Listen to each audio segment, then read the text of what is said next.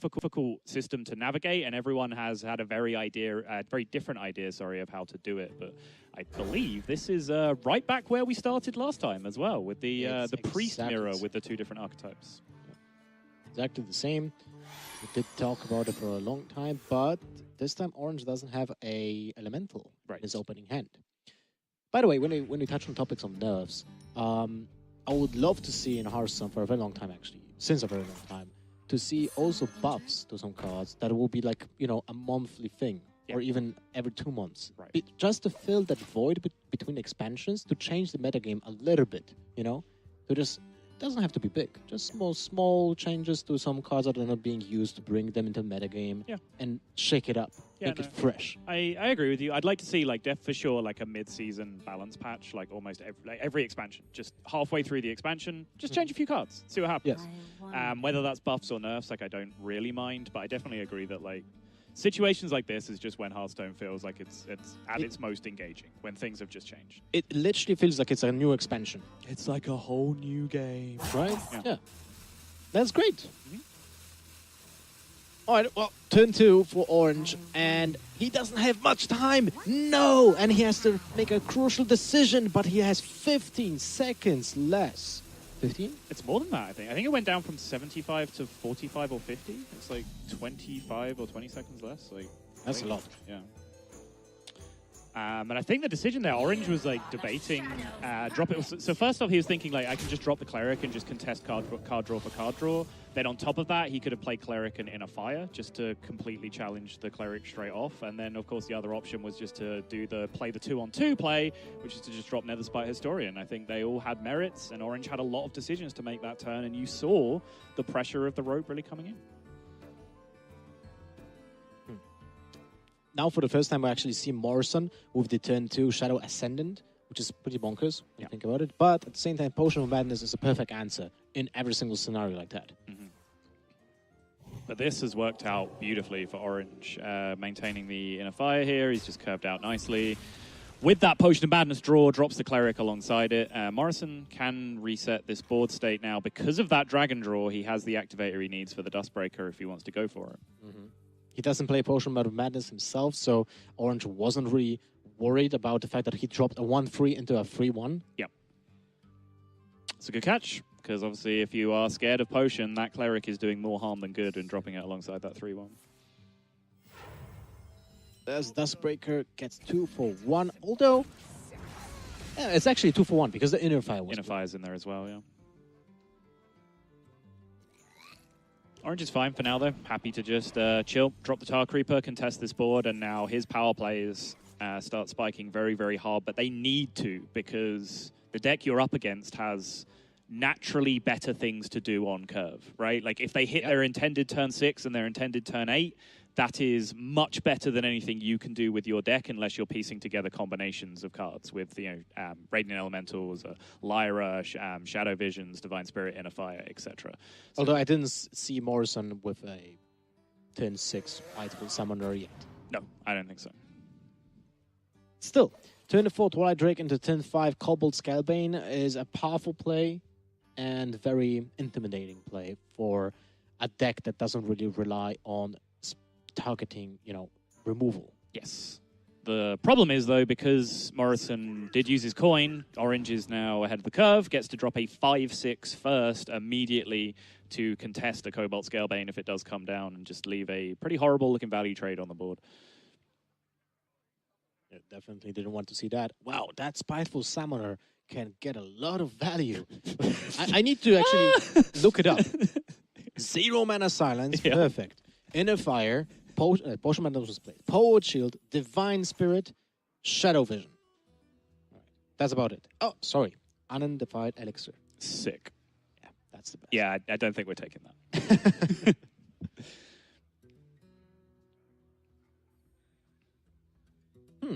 So Historian and Tar Creeper, most likely.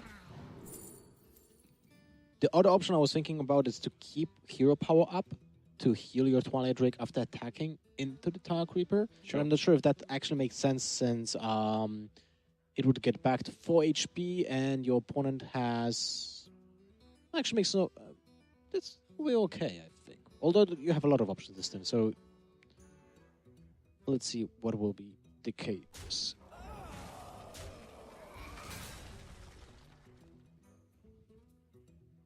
I think Tar Creeper just makes the most sense. It gives him the best chance of keeping his 4-attack minion around, which, you know, when you're up against Dragon Priest, you know, you need big attack minions on the board to be able to contest. In this case, I was just wondering if it makes sense to not play the Historian and just use the hero power instead. Oh, I see what you're saying. Sure. So you would have a 4-4 and a 3-5, right? And there's no way of your opponent removing the Twilight Drake in this case. Although he used the Potion of Madness, and he didn't use a single Dustbreaker yet, but at the same time, the Dustbreaker would kill the Operative, so that's not really a good move. Right.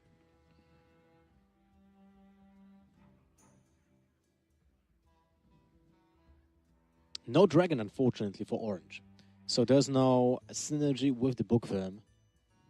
And by the way, Bookworm has the best name in Hearthstone. I don't really care whoever. I kind of agree with you. It's like, it's such a funny just name and, you know, combination of the artwork, saying the name of the card, what it does. It's just a good pun. It's just punny enough to be good and not cringy.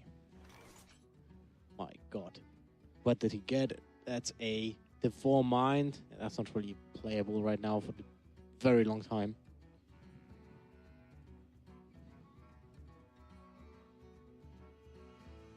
Orange here just slamming the Lyra, though. This is something that I talked about in the previous matchup when we cast it in the first series, that you really can, when you're up against Dragon Priest in either of these forms. These are essentially both Dragon Priests, just with different win conditions behind them. Yep. You really can abuse their lack of ability to, you know, change the combat maths. You know, they can't really deal more damage to a board than what you're looking at with the stats that are in play. So if you've got like a key minion, like a Fandral or a Lyra or anything like that, you really can just jam it on the board in a lot of situations. If it doesn't look like they can kill it, they probably just can't kill it. It's not something that's going to come out from hand. Feels like a fair gameplay. Yeah. Like both sides kind of play the outs. I mean, so play the minions. They can't really get buffed too much unless, you know, it's Divine Spirit, Inner Fire. Right. Feels kind of arena-like. Yes. Wait, does he really want to play Devour Mind right now? Has to be like bluffing off just thinking.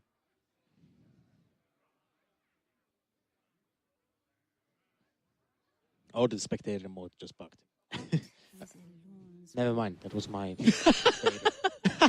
All right, that was actually hilarious. That was the mouse on our PC.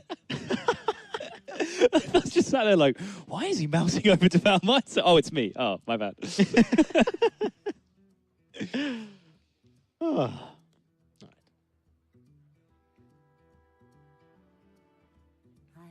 Does it make sense to pick the silence against this deck? It would only make sense against Cobalt Skullbane buff, basically. Yeah, I mean, Inner Fire is just too strong. I mean, you put a 9 health minion on the board already this turn. It just seems way too powerful to have that Inner Fire available to you. And you can still cycle the Forbidden Shaping as well this turn. I never really like doing that, though. Especially since he's going into turn 8 next turn, so he can just hard cast it for an 8-drop next turn if he really needs to. I feel like a random 8-drop is better than a random Priest card, yeah. Orange seems to agree. I mean, he doesn't have a play for the next turn. Because he has no dragon, so there's no synergy with the Bookworm. Right. There's nothing more, like, you know, proactive, since the Twilight Acolyte needs a card on your opponent board that has high attack, so it's not really a great card to play on. Just not impressive minions at all. Tar Creeper, very defensive card, so I agree with you. The Forbidden Shaping for 8 seems like a good card right now. Yep. Although, I wouldn't mind actually Mind Vision into Forbidden Shaping for a 7-drop as well. I know the stats are worse, but never mind, Lie right now is silenced. Sure. But I was just thinking about the cycle. Okay, yeah. You know, Mind Vision kind of gets pointless in most of those situations, but here you maximize the efficiency of it while still managing to get a big drop on the board. Right. That silence was an insane pickup from the Glimmer Root, by the way. Kind of glossed over it until it was cast, but that Lyra was an incredible problem. That happens. 7/7 out of 8 mana, not the best deal, but still a very big minion. And yep, kill the 3/1, and you have 0 bad outcomes now. Yeah. Now let's see what is the better. That's the worst outcome, although. Statue? Unlucky. Oh my god, that is about as bad as it gets. My god. Not only it has, like, a really bad effect as a card, it also it's understated when you compare it to the Mav. So, whoops. Unlucky.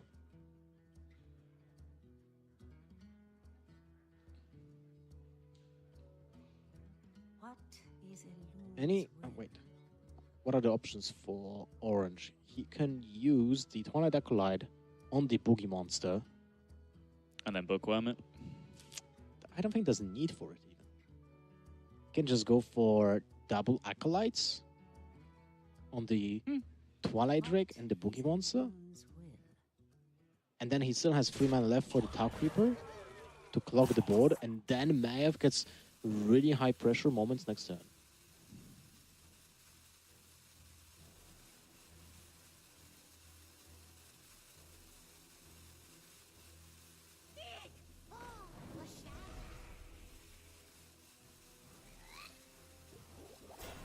He's going with a heal instead. And he did play Mind Vision, but as the last card, so I think that was a slight... Yeah, that's just wrong. Misplay. Yeah. Maybe. No, it's okay. It's just wrong. Yeah, that's just wrong. You should have started with that, definitely. Yeah. Because it gives you more possibilities, like when you go into the turn. So I'm sure that he would like to play the Dragon and Operative instead of that heal and Tar Creeper.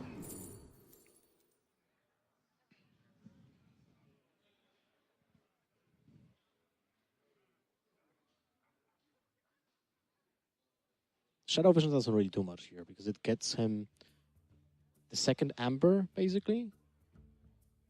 And that makes the card 10 mana worth.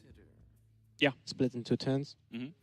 Not really the best one. You still have cards for the upcoming turns. Like, Mind Control, gonna get an entire turn. And it most likely has to be played at some point.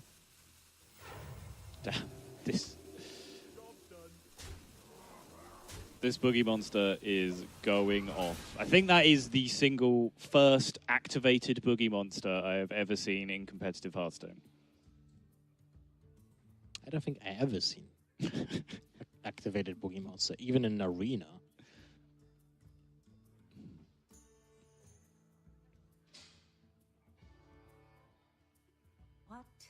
He still has a combo, second Twilight Acolyte with the Bookworm. Can get rid of everything on your opponent's board. Now you have to just think about when do you want to push that button right now. And I think that that is the correct decision now to kill the Boogie Monster, since it's going to get actually way bigger next turn if you don't kill it. And the other way of killing it would be either just sacrificing 2 of other your attacks this turn, or just using the 0 mana silence, which is also an option. But at the same time, the 0 mana silence can be crucial against random 8-drop from Amber. True. That has, an example, Taunt, right? I mean, not to mention that, he's just silencing it back to a 6/7. He kind of he buffed it there essentially, even though he removed the health. But that Talon Priest off the Draconid Operative allowed him to take a value trade with the Medivh still, even though he buffed the attack back up to the 6 that it started with. So there you see the importance of drawing your cards first, Orange. That was a very complicated turn, but it really was. Yeah. I think this could have been played better, but Orange had a really high pressure situation here because you need to think 2 turns ahead right now of what your opponent can do with the trades, and it's kind of easy to think about that against a deck that is, as you said before, not really inclined to change a lot of stats on the board, right? Yeah. But it's still tough to predict what's going to happen exactly with your own card draw. And with so many options, especially with the Devour Mind for the next turn, the Dustbreaker, that was a really tough turn. I don't think people realize how many different options could have been applied to every single trade, and how, the order of them, is the silence, even worth to play there? Oh my god, it feels like an Operative's just getting played every turn for like the last 6 turns at this point. This is giving me flashbacks to like old Dragon Priest Mirror days. Whenever I hear flashback, I just get flashbacks to an Amiga game. Sorry, the old PC game Flashback. I don't think I ever played that. It was kind of like another ward type of platformer game. Okay, I got you. It's Dustbreaker time, though. That is pretty devastating as far as Dustbreakers go, and now Orange is going to drop the Operative, and that is pretty much the dream. Take your pick of the 2 most high-value cards in Morrison's deck. He went for the Mind Control. So he wants to have a save card in a scenario when a Spiteful Summoner just goes down and gets a random 10-drop, and you can't really do anything about it. Yeah. Or, you know, free from Amber into Obsidian Statue, for example.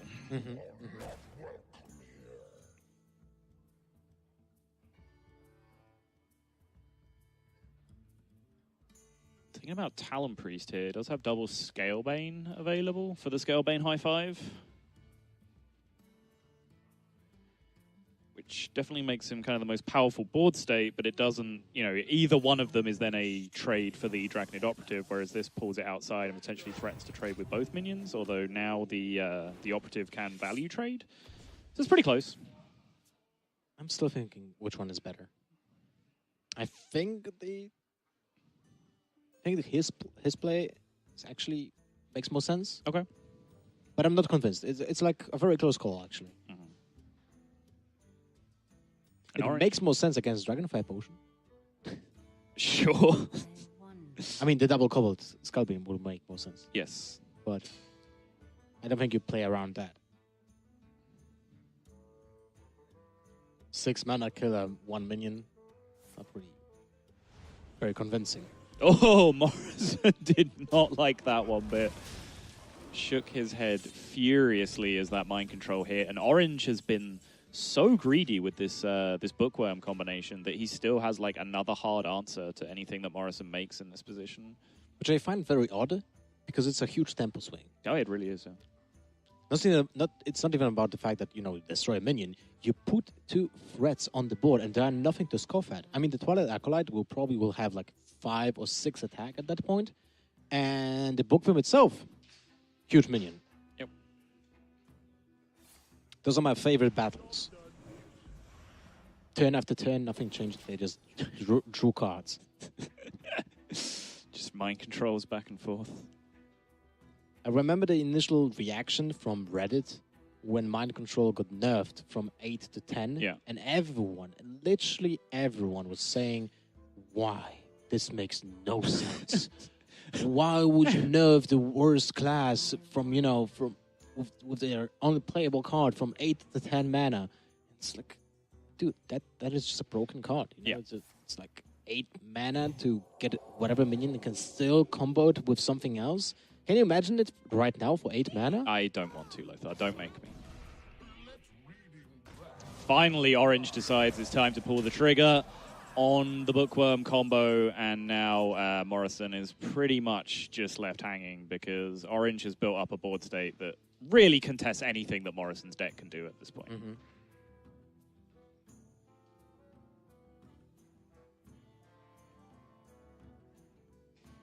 Yeah, we can joke around about how Blizzard is nerfing cards and so on, but I have to say, a lot of decisions that people questioned might make so much sense.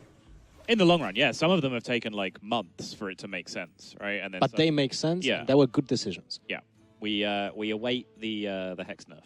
We'll figure that one out later. Yeah, that one is kind of questionable right now, yeah. but probably makes sense at some point. But you know, an example, the Owl was a great nerf. Yep. The Pyroblast long term, Mind Control long term as well. Mm-hmm. Or the Blade Fury. Fair. Right?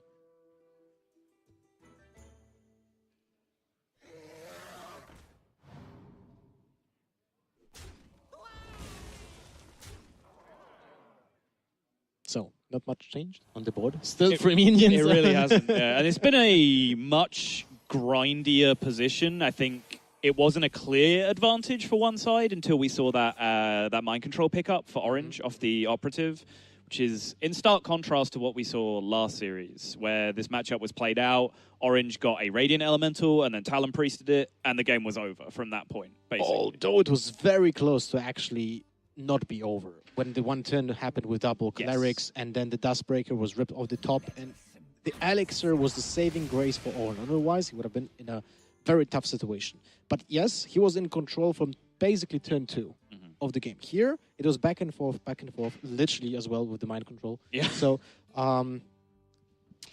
this game is kind of going to a point now where the culmination of those trades, endless trades and endless value, battle between those two guys got, just indicated who is the winner in the long run. And it seems like Orange right now. It does, but not by much. I mean, this was a decent Duskbreaker, at least, to contest, so he has put himself in a decent position. And Morrison will now be sat thinking there's a couple of random priest cards in hand for Orange. If those aren't much value, then I have a shot. One of them is Dragonfire Potion, which is not much value unless you find the perfect spot to use it in this matchup.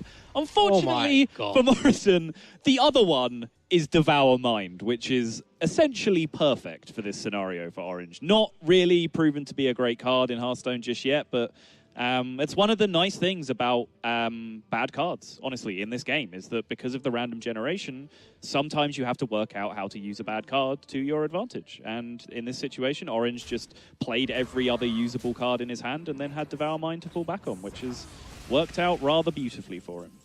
It's rather easy when you... how do you figure out how to use the bad cards? You just get Dragon and Operative out of it, and there you go. Nailed it. Get the Deathwing. I mean, I'm serious. I was not going to disagree with you. I mean, Scaled Nightmare is also a Gambit that you can go for. But a Gambit is what you need at this point. You are probably not winning this game honestly anymore, so you need to just make something weird happen.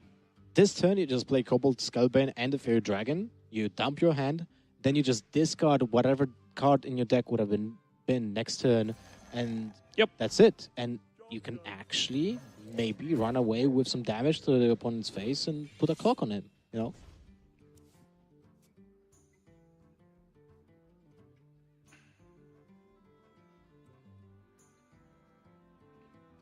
be just kind of unlucky if the next draw will be free from amp. Sure. Did we even see a Spiteful Summoner here? So, you guys can't see the options yet. God. Operative, free from Amber, Shadow Ascendant. This is a never-ending Draconid Operative loop, this game. We've seen so many of them. That is...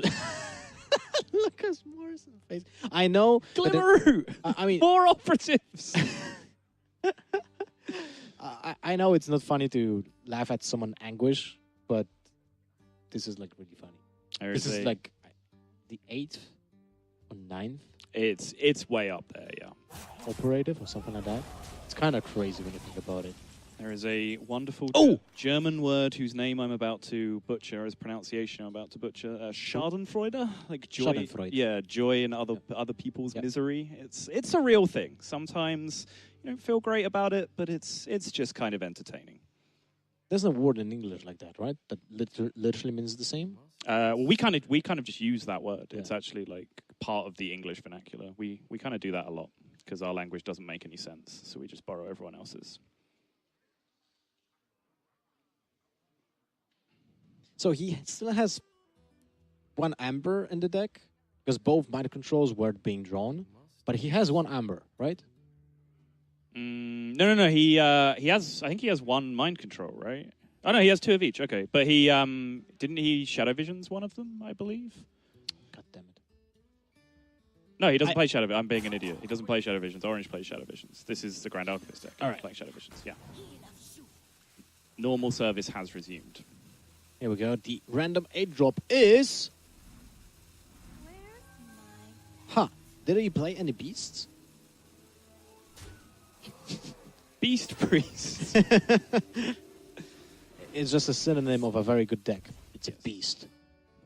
It's a beast of a deck. There you go. But I don't believe he played any beasts. No, I don't think so, Lothar. Right, let's see. Will that be... Wait. Nah, it can be Dragon Operative, what I'm talking about. Has to be from the entire deck, not from what is left in the deck. Correct.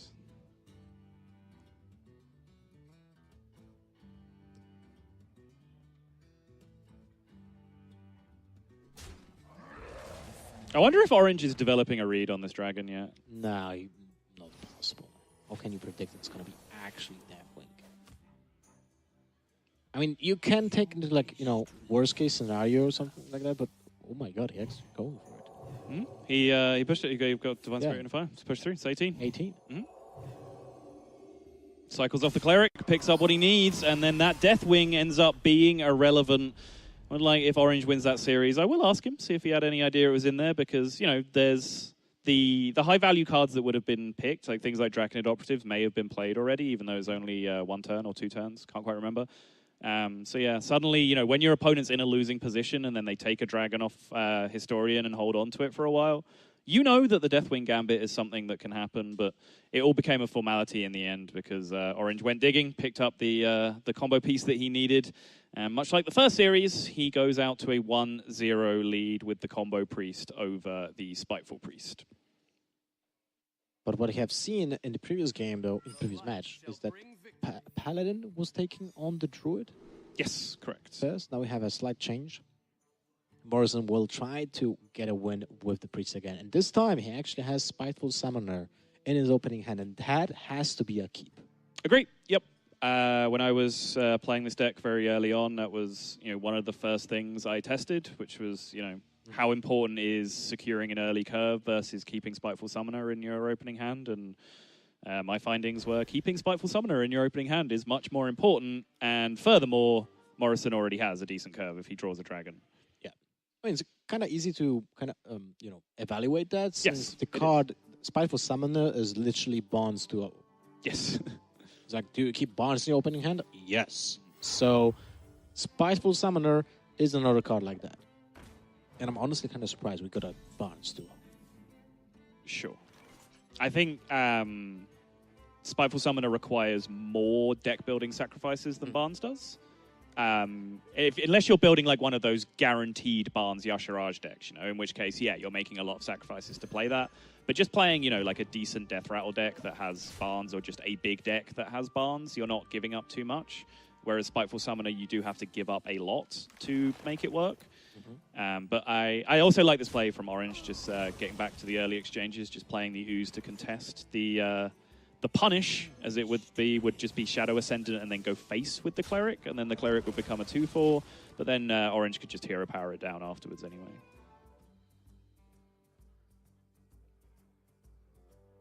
And the Vandal kind of feels underwhelming in this situation because it just dies on board. Right. So that's kind of sad. And it might not even trade with anything.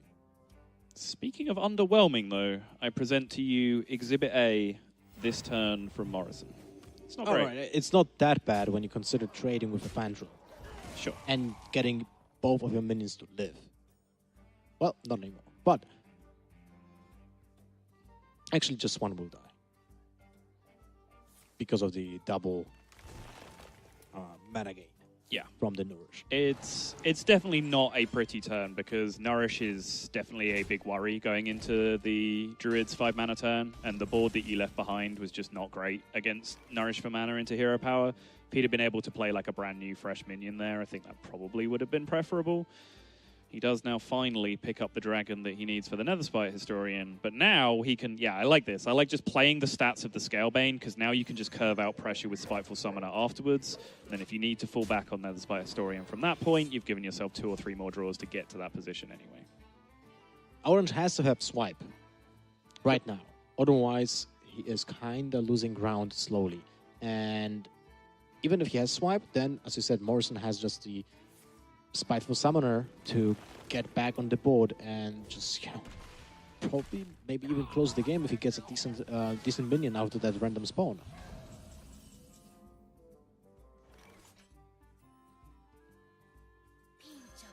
There you go. Picks up the dragon he needs if he does need to go for the Historian turn next turn. Gets a 10-drop, which is kind of funny because I would say he would prefer to get the 8-drop.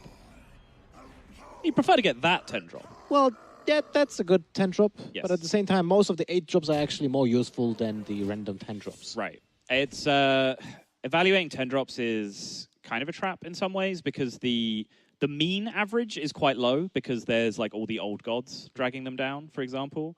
5/7s, 7/5s, all that kind of business. But then if you actually the median that you will get, or the average minion that you will actually get from it, like there's some absurd high rolls in there as well, like Yasharaj, and then there's a bunch of 12/12s in a very small pool. So it's kind of like it's easy to fall into the trap of like what an average means when you're evaluating 8 drops versus 10 drops. It can have high highs and low lows. Right. Basically, there's very little middle ground, whereas 8s are kind of all just consistently fairly middle ground with a couple of big spikes, like your Tyrians or whatever.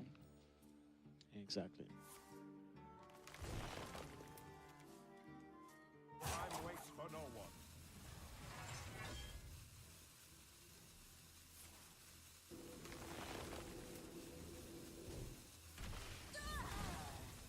What was the name of the card that was used for the removal on druids? For 1 mana, it dealt damage or spawned minions. Living Roots. Living Roots, exactly. The Spellstone kind of took the place of that, right? Yeah. And it feels way more fair, to be honest. Like it has an upside potential, but it's scalable, right? It needs development and decision making from the player, while Living Roots was just fantastic. Yeah, but also like aggro can't just jam Spellstone in their deck and play it on one. Yeah, exactly, right. Which is what they did with Living Roots. And like Living Roots was absurd with Fandral, for example.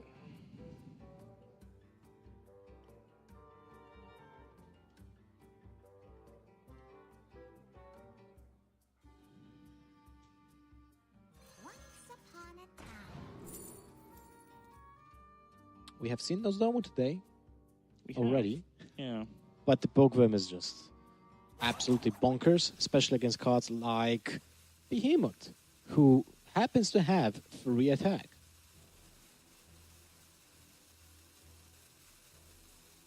Oh. Okay. I'm actually a little bit surprised. I think in a regular situation, like an average situation, just taking another huge dragon in that position makes sense.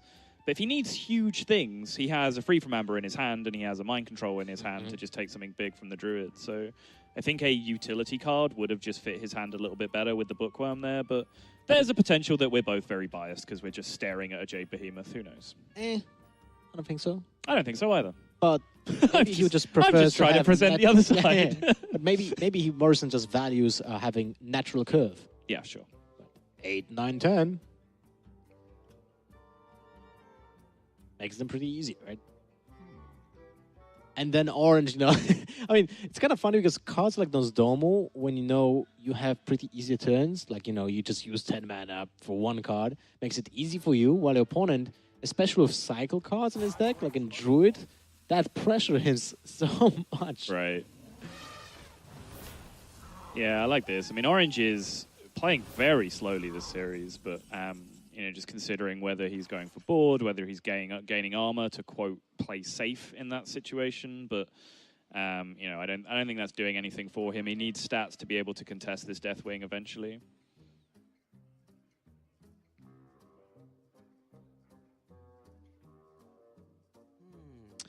Well, Draconid Operative into Wrath is actually lethal.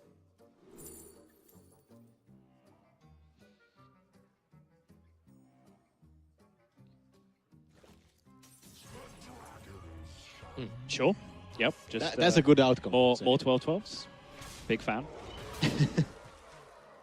And he has 3 dragons in his hand. Yes. So whatever happens to one of those 2 Deathwings, especially the one on the right, that's a death sentence anyway.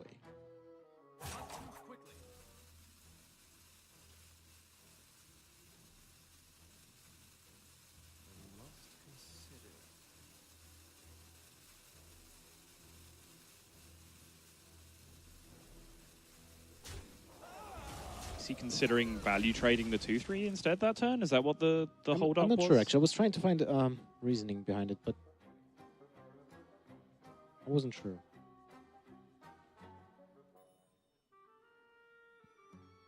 I guess considering going face as well in that position is very valid. Especially since you're likely to be only left with 12 power on board once the Deathwing Dragon Lord is left alone. Going for phase wasn't really that valuable since spreading Plague that makes a huge difference in putting... That's true. Yeah, that's very fair. putting a lot of targets that can just stall the game for some time. It goes back to the Bookworm discussion, right? Because it's not just Jade Behemoth that he's playing around at that point. He's playing around Spreading Plague to an extent as well. That Bookworm would have actually just been game. Yeah, it would have had lethal on the previous. In general, I just think that against Jade decks, Bookworm is generally a good card. Yes, There's I mean, it so was many targets that you can just kill. Right. I mean, Bookworm was like when Jade Druid first came out, Dragon Priest was a deck that was played against it quite a lot, and Bookworm was just being hard played in the list most of the time, and that was one of the reasons why Dragon Priest had a lot of success once people figured out that you were just supposed to hit them in the face with Dragon Priest and not trade minions, then yeah, Bookworm kind of carried through those mid-game stages where it would just, you know, hit a Fandral or a Jade Behemoth or whatever it was. There's a ref, look at that. Yeah.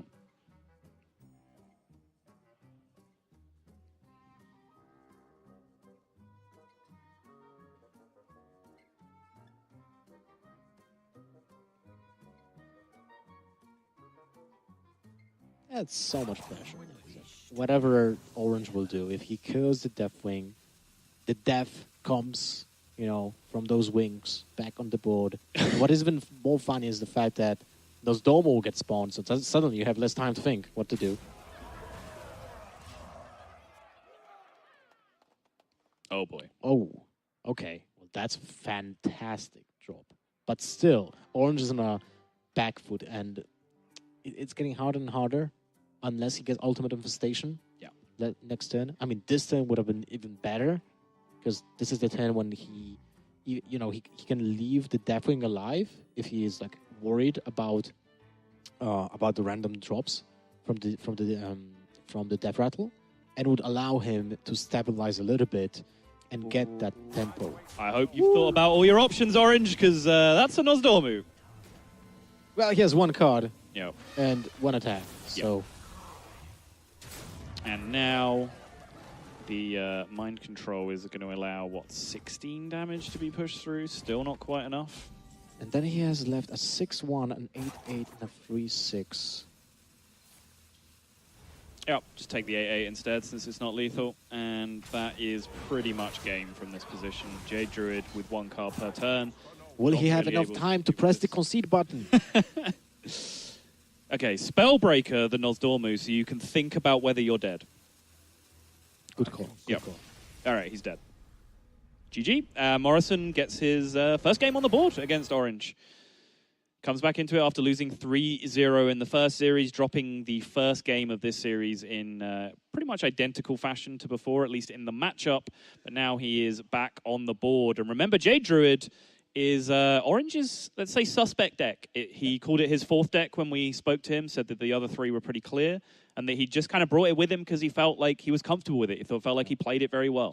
It might be the culprit of the entire lineup, and Morrison was actually talking about it during the interview, that he is looking at targeting that Jade Druid.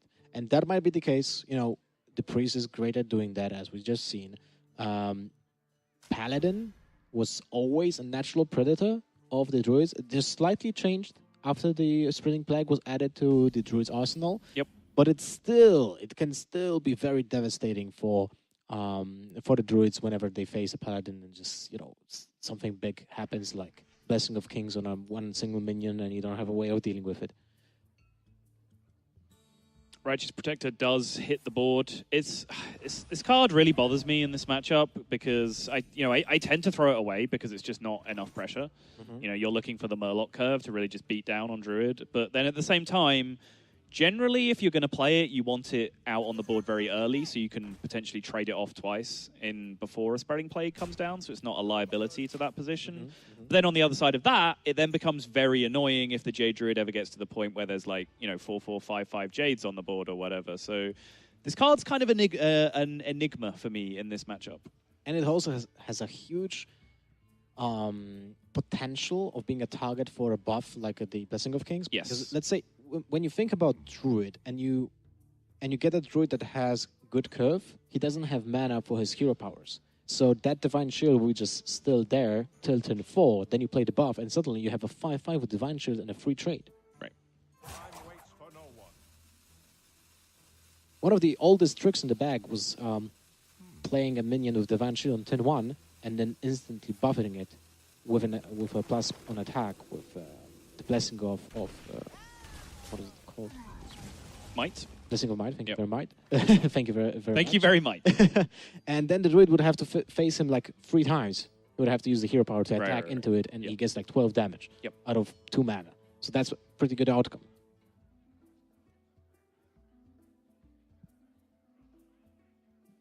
Curve not quite coming together how Morrison would have liked it. Especially after he lost the Knife Juggler. Yes. Since the call to arms is fantastic when you have a Knife Juggler on board already. But yeah, Righteous Protector into Knife Juggler, especially when the Knife Juggler does get met with the Wrath, it's just not enough damage to get through to the Druid that you want to get through between, turns 1 and 6. Mm-hmm. If you are living in a world where Spreading Plague is going to come down potentially on 6, which Morrison is, you really need to be forcing through as much damage as you can before that point. So you just have to answer the Spreading Plague the one time, and then you can push through lethal. But that kind of start is not the one that does it. It's the Murloc into Rockpool Hunter, into War Leader, into Megasaur kind of curve that you're looking for. And obviously that's the dream. It's not going to happen every game, but something approaching that is generally what you are looking for, as opposed to your more combo-based minions.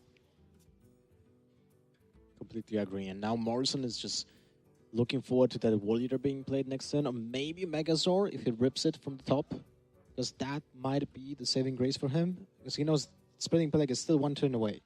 But he needs to build up the attack on his minions before that card is being played.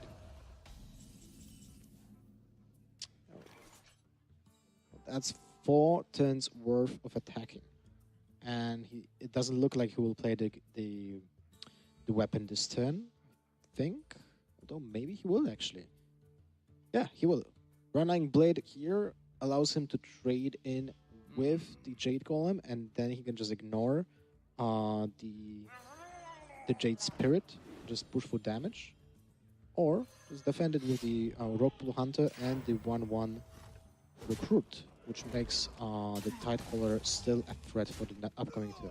Yeah. We didn't see though a swipe yet, and a single swipe will clear 3 out of 4 minions in that situation with those trades. So that's like a gamble, but I think with the War Leader in hand, it's important to have as many Murlocs on board as possible.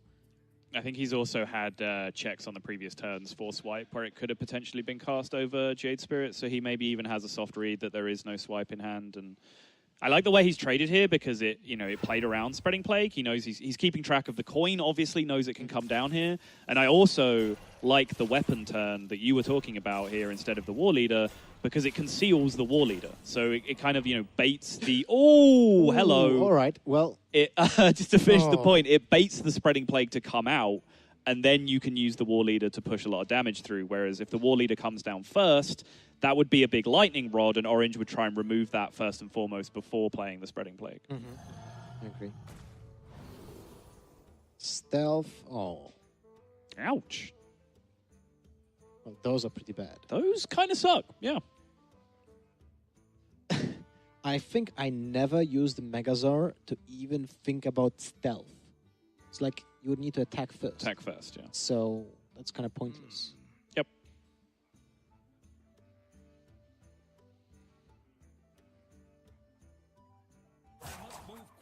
Oh wait, I actually did that once. Because I had only a Finja on the board that already can kill a minion, so I didn't need the buffs. It's like attack with the Finja and then played the Megazord. And if it you hit face with the Finger and then played Megazord? Or? No, it killed the minion, right? Uh-huh. And I got minions from it. Right. Then you play Megazord. Yeah, gotcha. And then you can play for stealth, basically. Again.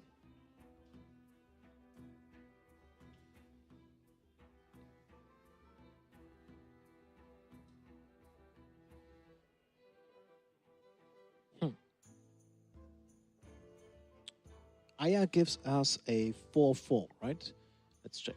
Yes, a 4/4 Jade Golem. So that's a big pile of stats. You can kill the Tidecaller, and you can kill one of the plants. And you still have 2 roadblocks on your side of the board while deploying really 2 big minions. Yeah.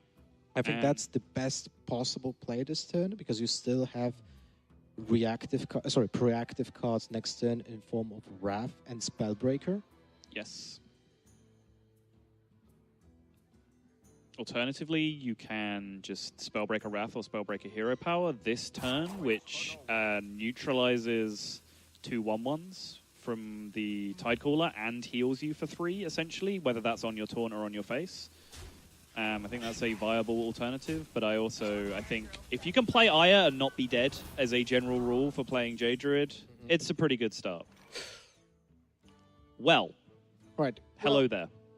So now we can get value trade on Megazord, on the Tidecrawler or the Inquisitor, and then you can push for 12 damage to the face. Sorry, for 9 damage to the face. No, 12.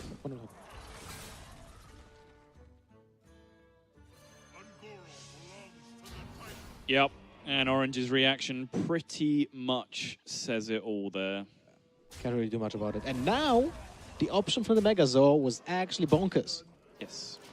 The adaptation was crucial to the power level of Tarim this turn. But at the same time, other buffs during the time of the Splitting Plague would have been way more valuable. So it's like, we need to wait them. But in the end, both scenarios worked. Maybe even better at this stage of the game than, you know, the previous buffs would have been. But he would need to get the Tarim, right? So that was a little bit of luck to him. Yeah, I think if your argument is, well, my board stuck around for a couple of turns, and then my my Megazord pick was pretty good. It's like, well, yeah, your board stuck around for a couple of turns. Like, most things were going to be good if that happened. Honestly, he was hard stuck with that pick from the adaptation. Absolutely. Like, the other options, stealth and can be targeted by spells. Well, it was better than stealth, but still, that's not something you want to play. Right. Orange still in the pickle. Nothing much changed in the grand scheme of things when it comes to Druid against Paladins or any other board-centric deck like Warlocks with Zoo. You just need to deal the damage by brutal force with, swipes, attacks, and wraps, or otherwise you're just going to lose.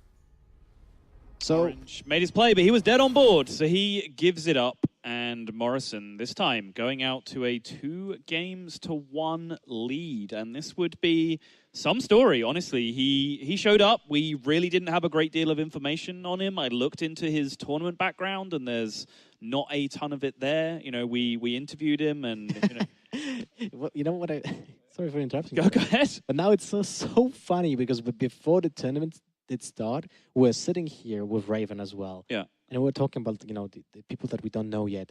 And then you asked me if I know, some trivia about Morrison, and I told you that I did speak with them, and then you said, yeah, I know his tournament achievements. Yeah. Okay, well, then none. Fair enough.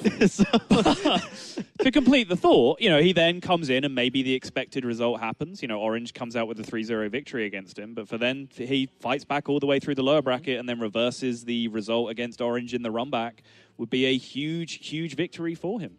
Yeah, and also he would do it by completing his game plan, which is amazing, by punishing Jade Druid, right? Yep. Because he said, can't remember if that was in the interview or just outside of the stream, but he said that Jade Druid, he wants to punish that deck. And, the Spell Hunter actually has cards that are perfect in doing that.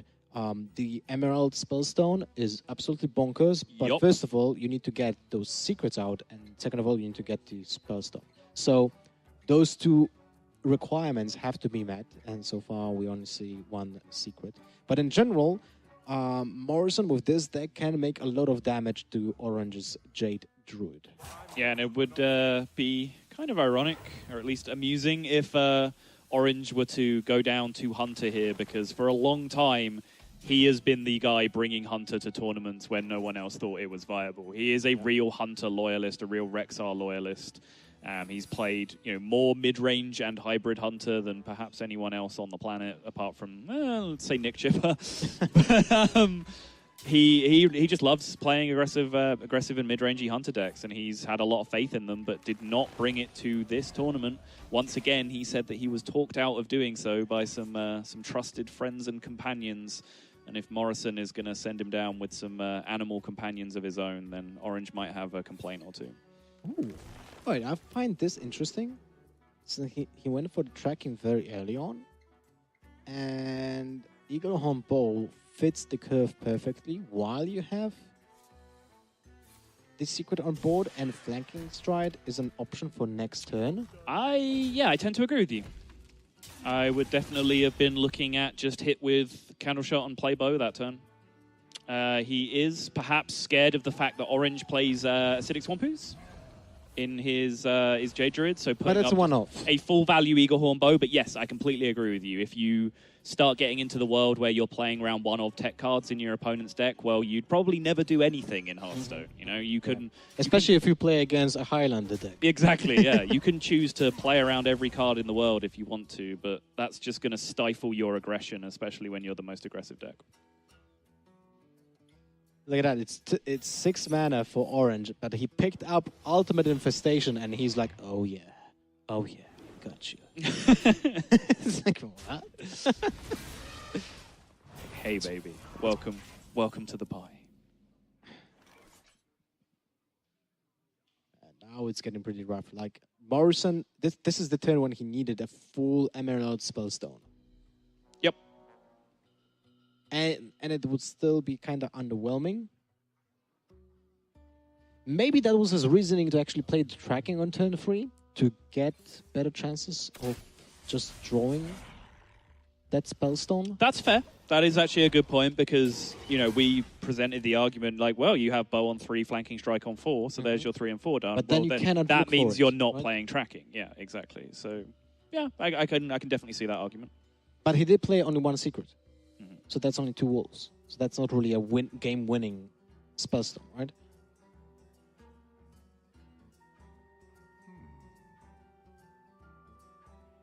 Well, for Orange, now he can just ramp up and play Ultimate Infestation next turn.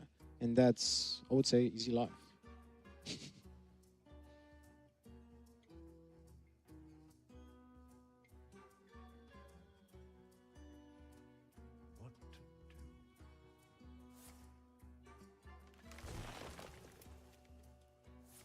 For Morrison, it kind of looks bleak. Like his game plan against this particular deck is he actually does rely on minions, although he's a minionless deck almost, right? Because he plays Barnes with Char. Yes. We have 3 hunters in the entire tournament. We have 2 big hunters and 1 mid-range. So yeah, this is the Barnes Char. The other Barnes has a Char and I think another minion in it, if I'm not mistaken. Okay. Can't remember. Too many decks. 3 hunters, that's too many.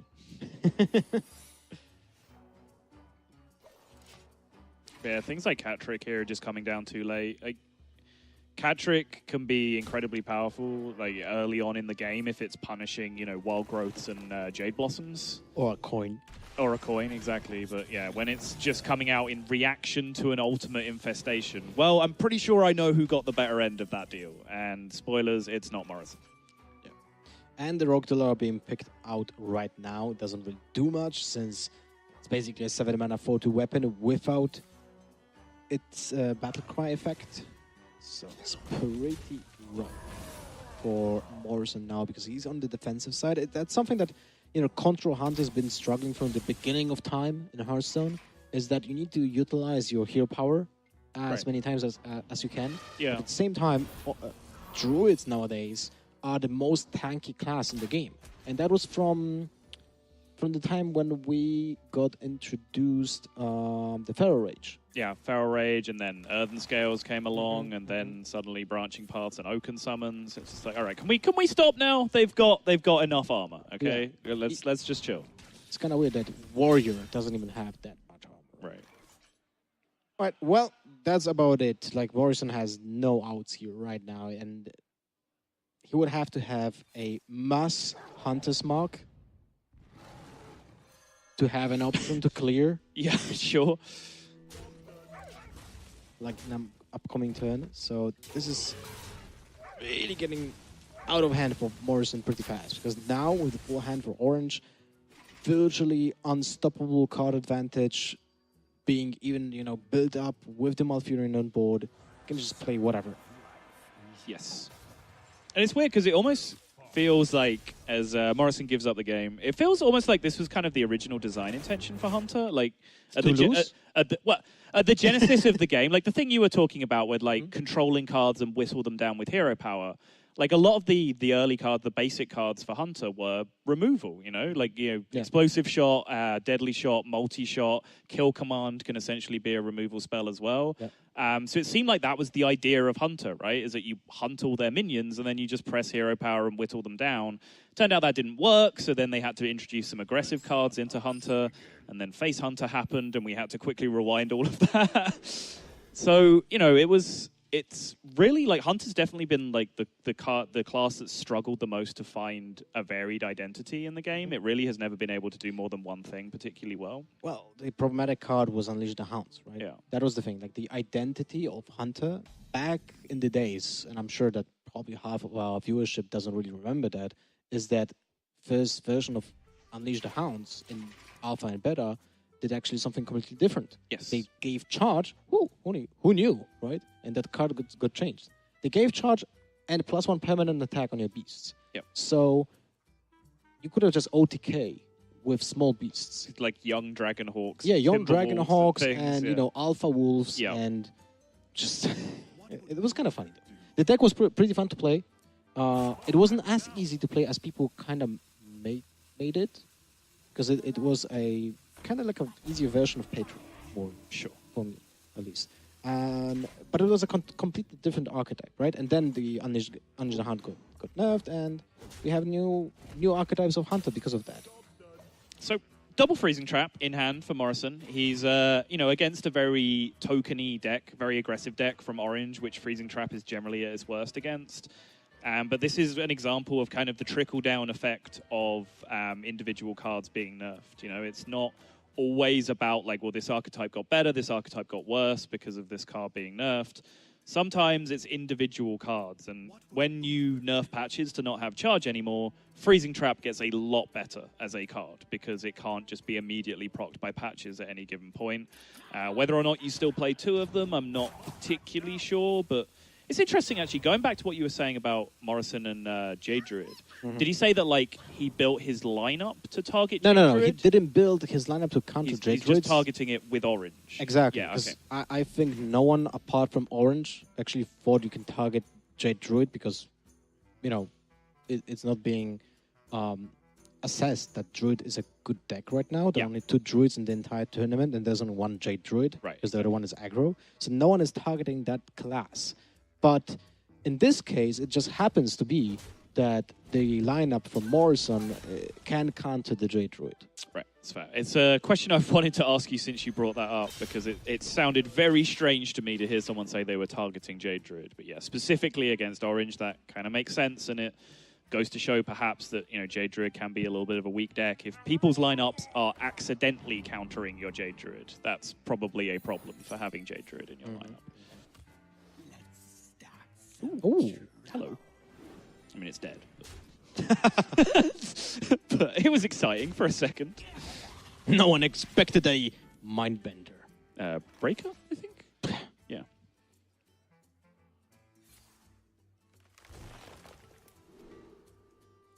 Orange knows all about that card. I think it was for World. Was it Worlds or Summer Championship? I can't remember. Where he was talking about his practice with Purple, and he said, yeah, it got kind of crazy at one point. We definitely had some Mind Breakers in our deck at one point at about 1 a.m. on like the 12th day of testing or something. So, yeah, he knows all about that kind of stuff. The problem is, like, that card would have been, in theory, a great counter to Shadow Ripper Anduin, right? Yeah. But the problem is the deck has so much removal, it just doesn't care about the 2/5 on the board. Yep. Suddenly, this is not looking pretty for Morrison, and we've perhaps unfairly focused a lot on what we seem to both agree is Orange's weak link in his lineup, which is potentially the Jade Druid. But this Hunter is yet to impress me from Morrison just yet anyway. And sure, he hasn't drawn Barnes yet, which of course is a insane power spike in the deck. But if Big Priest taught us anything, it's that your deck does need to be able to win when it doesn't draw Barnes for it to be viable. That's me when you play that deck. It's like you never draw Bond, or you get to get Bonds out of Ishar. So you're the best big priest player in the world. That's what you're telling me. Yeah. I mean, my chat was going bonkers, hilarious when I was playing that deck. Everyone was like, "This is the fourth time you do this." It's like, what can I do? Shadow Essence into Barnes every time. Exactly. Yeah. 5/5 Barnes, amazing. This is this is pretty sad. Like you can't even attack into that Divine Shield minion. I mean, unless you go on the hunt, but then you have to. Otherwise, you just you lose if you don't do anything. Right? Yeah, I mean, your best case scenario here is that you're using a card and a bow charge to kill a 1/1 Divine Shield, so that your opponent can bounce back a Vilefin Inquisitor, which didn't activate in the first place because it was pulled off Call to Arms, so they can now just act like that. Oh this is not a good situation. Is essentially what this boils down to.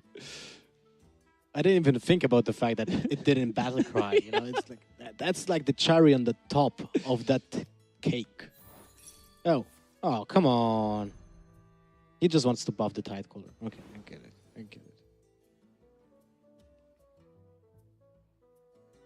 It's so hard to actually predict if freezing traps, especially two of those in the deck, can be good in the beginning of a metagame. I agree. Yeah, it's probably the most polarizing secret, like that and Explosive Trap are essentially like on polar opposite sides of the spectrum in terms of what they're good against. But Explosive Trap, worst case scenario, you can at least set up situations where it's good and it deals 2 damage. Like it has a utility. Freezing Trap, when it's bad, is just tragically bad. It's like might be even giving your opponent outs. Yes. Because it bounds a minion that has a battle cry that it needs to heal or, I don't know, get a taunt minion or get another Jade going. Right. If someone is crazy enough to play Jade Druid. Welp. It's slim pickings for Morrison. Even if he manages to clean the board, the waves are not stopping. Nope. And suddenly that Knife Juggler also got back, so he's stuck with another weapon. This is the 4th weapon he got in this game? No, 3rd one. But that still kind of shows you the way the deck is built, right? We see that in both Paladin and Hunter, but the Hunter is less aggressive than the Paladin. Right. You can't utilize multiple weapons because it's a defensive tool for you and not an aggressive one. So in Paladins, you can just swing the weapon on your opponent's face and be fine with it if you get to play at least 1 minion per turn. But in the Hunter, you just can't do that because you need to do something about the board first. Tide Caller here. His Maul, I believe, is Champions, summon 2 recruits. So I would expect this to be a Knife Juggler turn with the... Yeah, okay. It looked like for a second he was going to play the Tide Caller first there, which definitely confused me, because this is a million damage with the roll that he got off the Maul in this position. So they learned 4 is million damage. It really is. They are millions. Oh, snipe. Man, woo! The power levels through the roof. Yeah. And I think Morrison really considered his outs there. He knew he needed Unleash the Hounds or he needed Deathstalker Rexar. That's why he took out a 2/3 on the previous turn and left up the Juggler so that those outs would still be available to him. Did not get either of them, and unfortunately, his journey in his first foray really into the Hearthstone Championship Tour with this first tour stop of the season is going to come to a premature end, but he's still put in a good performance for himself, just making it to this position. I hope we see a lot more of him in the future. I agree. Although Deathstalker Rexar right now would have been sick. I would love to see that. Oh, yes. Because then we can actually see also the hero power from it. Anyway, Orange advances from the deciders match of Group C. So we have the 2 guys that did advance from that group, and now we'll have to watch the new players from Group D. Yeah, and I have to say, I think the groups have been going pretty much as I would have expected. Maybe I would have expected Orange to come out as the winner in this group, but we've been seeing, the players like Hunter Ace, Glacier, etc., like the bigger known names in this tournament really prove their extra experience, extra quality, and really start to dominate their groups one by one. And now Orange, it got a little bit sticky for him for a moment as he had to go down into the lower bracket to win out in the end, but defeating the same player twice, but having a much tougher time of it the second time around. We'll have some questions to Orange right now. That felt a lot harder than the first one. Yeah, those were some games. Yeah, they were. Really, really interesting ones as well. I was... for the first time in, forever, I even, let emotions get to me and got, super angry when this... Tarium came down. I don't know if you could see it on the stream, we actually saw that. I was wondering. I was intense. I felt awful when I knew I had to go up with Paladin versus Hunter. That matchup I didn't feel good about at all. But I think it's fair to say that the Hunter draws were pretty bad in those last two games. Yeah, we tested a bit against the Hunter deck, and me and Hunter Ace did, and we felt that as long as games go long, that deck has some awkward draws. The problem is against Paladin that the game usually doesn't go long, but gotcha. Now it did, I guess, and that was fortunate for me. But still, on the bright side, congratulations, you've made it out of the group. All three of me, Boss, and Hunter Ace who prepared together made it out, so I'm super happy. Yeah, I was just saying, it does seem like, with the greatest respect to everyone else, the bigger names in the tournament, the players with more, open cup experience, open tournament experience, more DreamHack experience, more HCT experience, are doing very well in the groups. Do you think that extra tournament experience has made you bring more better lineups? Do you think you guys are playing better? What's making that happen? Yeah, I mean, I think, at least for me, I know what I was the most happy about was that I had such a wide net of contacts for whenever the nerfs hit. I had so many people, I messaged pretty much every single pro, did you find anything? Is anything good? What do you think about this? I had Fino and Board Control just build 2 of my decks for me so I could work on the other decks, etc. And that is a luxury I guess most other people in a tournament don't have. So I was very lucky to have so many great friends at the game. There you go. We also have his opponent here. So it was a good showing. The match was actually going really strong for you this time with the, you had the advantage 2-1. So what were your final thoughts when you're going with the Hunter to win a game? Yeah, actually, when I saw I had Hunter versus Moloch, I was pretty confident because it was here for that. And my hand was pretty middle and my draw was really low. I did not have obviously not bounce and that was neither Emerald, neither GK. And he did some stuff and I had only little traps that could not go. I could not win. The freezing traps were huge drawbacks for the Hunter, and especially that matchup where you had multitude of HP minions that even with battle cries it could have been beneficial for you, right? So that was really tough. But overall, how do you feel about your experience of coming here? Obviously, you're disappointed to go out of the tournament, but does it motivate you to push forward into more tour stops going forward? Yeah, sure. Today, actually, I was that close, I'd say, to make through the groups. Yep. So I just want to come here one more time. I mean, another tour stop, and yeah, I will try harder and. I'm not so disappointed. I really enjoyed it, actually. It's a learning experience. Everyone here that sits on the couch had the same experience at some point. 100%. And you always take something out of the tournament. You learn something. You learn something about the game. You learn something about yourself. You know what to work on in the future. Yep, I think it's a great attitude, and I do hope to see a lot more of you in the future. But congratulations to Orange. You will play on later in the day, but